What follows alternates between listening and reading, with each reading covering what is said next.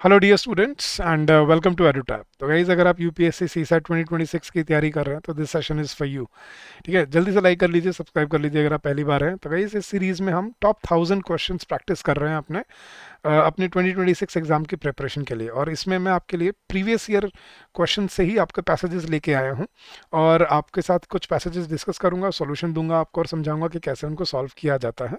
ठीक है, this is part 14 of the series. अगर आपने पिछले लेक्चर्स नहीं देखे हैं तो ज़रूर देखिएगा गाइज। और आगे बढ़ने से पहले गाइज मैं आपको अपने मास्टर कोर्स के बारे में बता देता हूँ गाइज। इस पर स्पेशल डिस्काउंट चल रहा है अभी because of the Navratri and the festival season. So guys आपको बहुत इकोनॉमिकल पड़ेगा अगर आप इसमें एनरोल करते हो। तो गाइज आपको बस क्या करना है, वैसे तो लिंक वीडियो के डिस्क्रिप्शन में भी दिया हुआ है, बट आपको बड़ा सिंपल सा तरीका बताता हूँ गाइज। आपने बस क्या करना है, अपने ब्राउजर पे जाके सर्च करना है edutap.in। जैसे ही आप edutap.in सर्च करेंगे आप सीधा हमारे लैंडिंग पेज पे आ जाएंगे गाइज। और ये रहे हमारे सारे कोर्सेज। इसमें नीचे दिखेगा आपको सीसैट कोर्सेज, यहाँ पे क्लिक कीजिए and you will be redirected to the master course. ये है गाइज हमारा मास्टर कोर्स जिसमें आपको एक वन स्टॉप सॉल्यूशन है आपके सीसैट एग्जाम की तैयारी के लिए। इसमें आपको लाइव क्लासेस मिलेंगी एग्जाम से पहले, कॉन्सेप्ट क्लासेस मिलती हैं रिकॉर्डेड फॉर्म में जो आप अपनी स्पीड पे देख सकते हो। हर लेक्चर के साथ प्रैक्टिस क्वेश्चंस हैं, क्विजेज हैं, कॉन्सेप्ट नोट्स हैं, मॉक टेस्ट हैं। और इस पे अभी हम गाइज फ्लैट 81% डिस्काउंट ऑफर कर रहे हैं and the coupon code is capital festival 81। तो फेस्टिवल 81 आप यूज कीजिए and you can avail 81% discount on this course. ये सिर्फ आपको 2736 का पड़ेगा पूरे एक साल की वैलिडिटी के लिए। तो मतलब आप अगले साल सितंबर तक इसको यूज़ कर पाओगे अपने अकॉर्डिंगली। और मेरे कहने पे मत जाइएगा इस, आप डेमो लेसन्स लीजिए, यहाँ पे जाके फ्री ऑफ कॉस्ट है। या नीचे आइए, यहाँ पे भी आपको डेमो लेसन्स दिखेंगे, इंग्लिश, रीजनिंग, क्वांट्स। जो आपको डेमो लेसन देखना है आप कॉन्सेप्ट क्लास का डेमो लेसन लीजिए, आपको अच्छा लगे तो एनरोल कीजिए, नहीं तो कोई बर्डन नहीं है, कोई कंपल्शन नहीं है गाइस। ठीक है, it's just an offer for you. ठीक है, थोड़ा सस्ता पड़ रहा है इसलिए आपको बता रहे हैं। चलिए गाइस, तो शुरू करते हैं। सबसे पहले जो मैंने पिछली बार आपको होमवर्क पैसेज दिया था पिछले सेशन में, पहले वो डिस्कस करेंगे और फिर मैं आगे कुछ नए पैसेजेस भी कराऊंगा आपको। चलिए, तो इसमें उन्होंने क्रिटिकल मैसेज पूछा था कि क्या क्रिटिकल मैसेज दिया है पैसेज में। Many people do not understand the connection between solid waste management and health in terms of the consequences of unattended heaps of garbage which become home for flies and other vermin। कि solid waste management लोग नहीं समझते कि कूड़े का क्या असर होता है। ठीक है, और उसका हेल्थ के साथ क्या रिलेशनशिप है। अगर आप कूड़े का ढेर देखते हो तो वहाँ पे मक्खियाँ, मच्छर, कीड़े, ये सब वर्मिन, ये सब वहाँ पे पैदा होते हैं और वहीं से आपको आपके घर में बीमारियाँ आती हैं। However there is another aspect that is not well understood. लेकिन एक और चीज़ है जो नहीं समझ आती लोगों को, वो है that is what happens when unscientific solid waste management combines with poor drainage and dumping of untreated sewage into drains। कि मतलब अगर आप कूड़े को नालों में फेंक दोगे या डंप कर दोगे सीवेज में, तो उससे ड्रेन्स जो स्टॉर्म का पानी, जो मतलब पानी बारिश में, तूफान में जो पानी आता है, जो उसको लेके जाने के लिए जो सीवेज बनाया है, जो जो नाले बनाए, अगर उनमें कूड़ा फंसेगा, कूड़ा डाल दोगे तो वो पानी कैसे निकलेगा।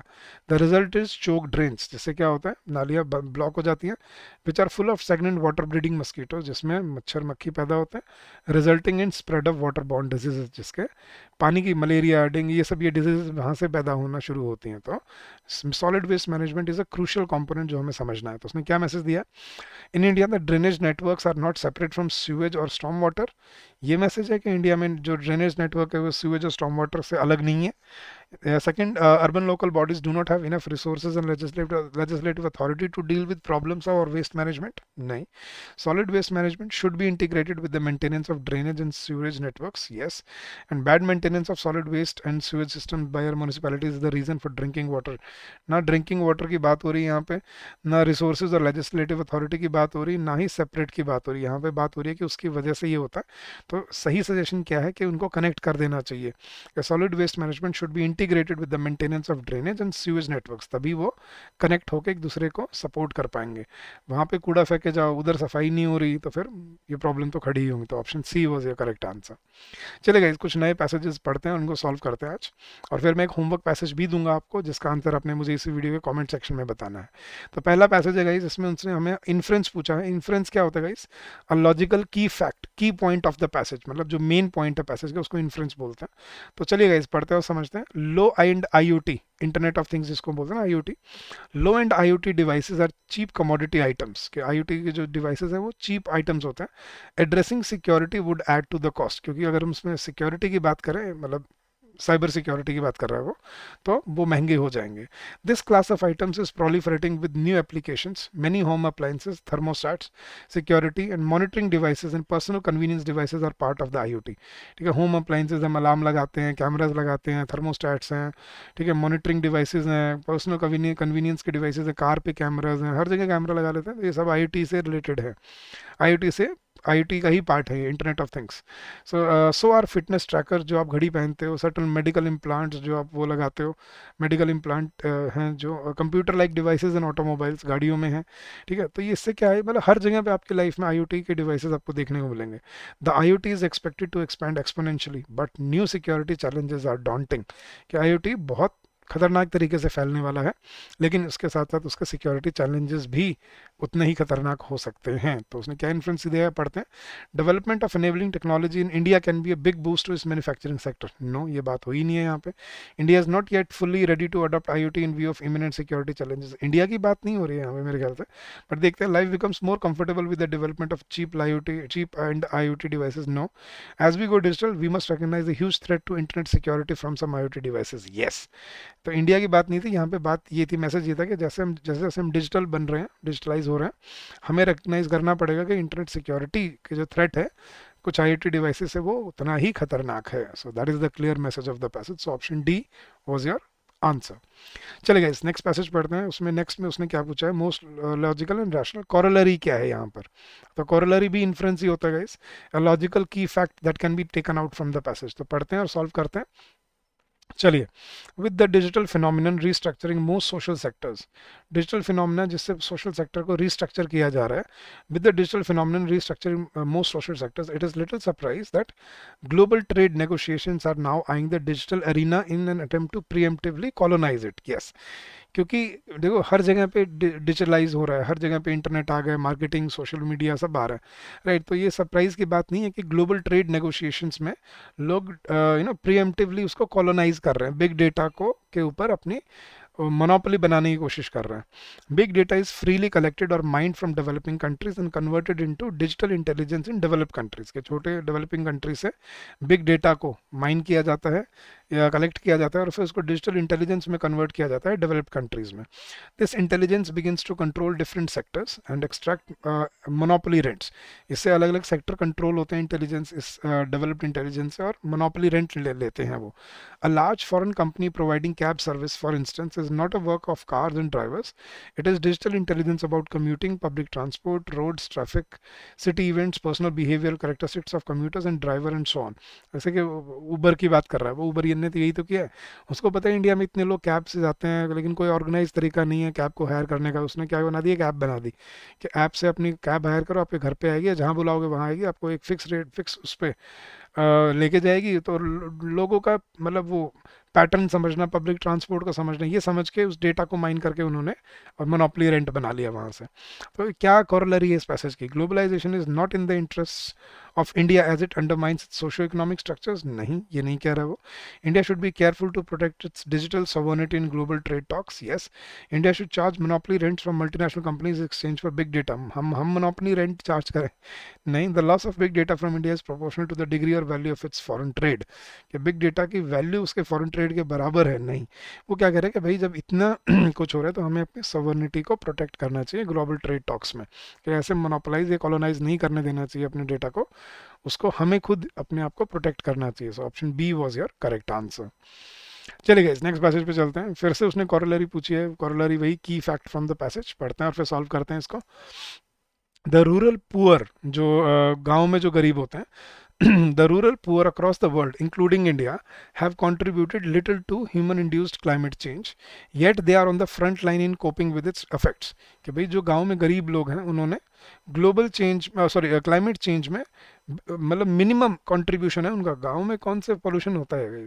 पोल्यूशन होता है फैक्ट्री से, ट्रांस व्हीकल से, गंदगी से, इन सब से, राइट। वो शहरों में होता है, वो सिटीज़ में होता है। तो गांव वालों ने तो बिल्कुल कम कंट्रीब्यूट किया, लेकिन वो सबसे आगे हैं जब उसके इम्पैक्ट झेलने होते हैं। तो गांव में क्लाइमेट चेंज के इम्पैक्ट सबसे ज़्यादा गांव वालों को, गरीबों को पड़ते हैं।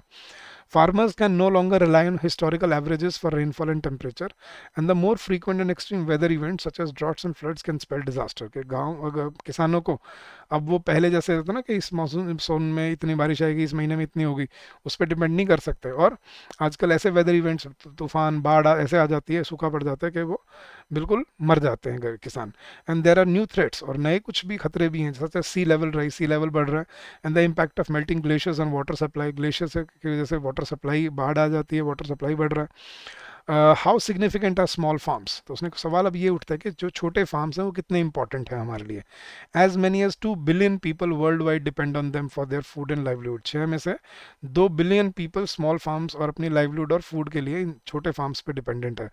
Small holder farmers in India produce 41% of the countries food grains. 41% जो फूड ग्रेन है वो छोटे फार्म से आते हैं इंडिया में।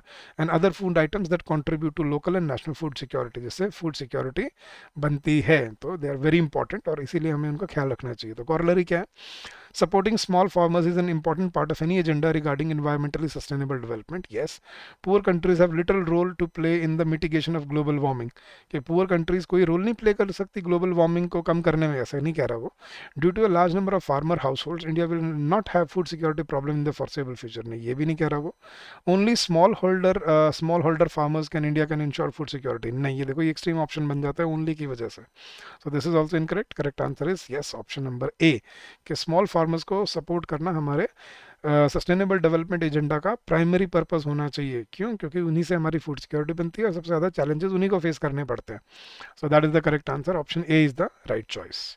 चलिए गाइस, तो ये थे अपने आज के पैसेजेस, और अब आपके लिए आ गया आपका होमवर्क पैसेज। अब आपको 2 अजम्पशन दिए हैं और बताना कि कौन सा अजम्पशन, 3 अजम्पशन दिए सॉरी, और बताना है कौन सा अजम्पशन वैलिड है या इनवैलिड है। तो पढ़ के बताइए गाइस, वीडियो के कमेंट सेक्शन में इसका आंसर दीजिए। मैं आपके लिए पैसेज पढ़ देता हूँ एक बार।